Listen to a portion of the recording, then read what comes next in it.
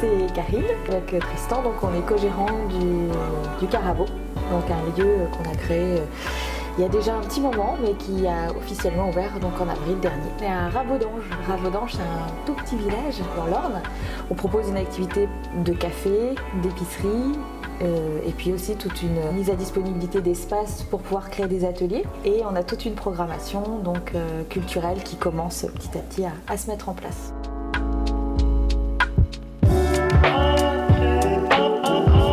Le point de départ, c'est qu'on est une bande d'amis qui se sont rencontrés à l'école, sur les bancs de l'école, mais de nos enfants. On se retrouvait les week-ends, pendant les vacances, à se réunir, à faire de la musique, à faire des soirées entre nous. Et en se disant, bon, c'est vrai que c'est dommage, mais il n'y a pas de proposition à proximité. Il fallait forcément aller à Caen pour aller voir une pièce de théâtre, ou voir un concert, ou aller à la capitale. Il y avait effectivement cette envie commune de cette bande d'amis, de se dire, ce serait chouette si on avait un endroit on pouvait se retrouver. Donc c'est vraiment parti de là.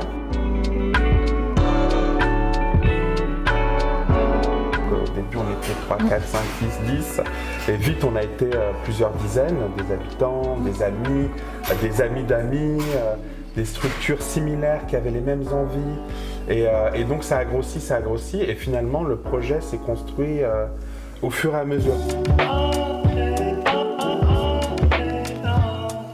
Ça a mis 3 ans, il y a eu une grosse phase de rénovation, ce pari de créer un endroit totalement atypique dans une campagne qui est vraiment assez éloignée des villes. On a eu un artiste plasticien qui était du village, et avant ça aussi une photographe du village.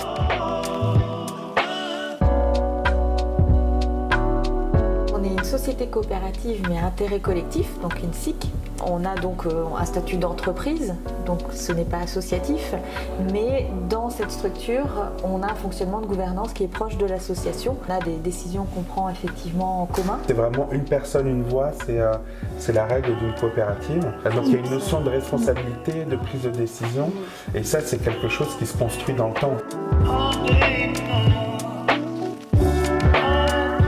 C'est vrai que dans le public qu'on a maintenant, c'est hyper varié. Ça va de l'habitant, de la personne âgée juste à côté. Et à côté de ça, on a une soirée électro la semaine prochaine avec des jeunes qui sont branchés musique électronique et ça va être une soirée dansante.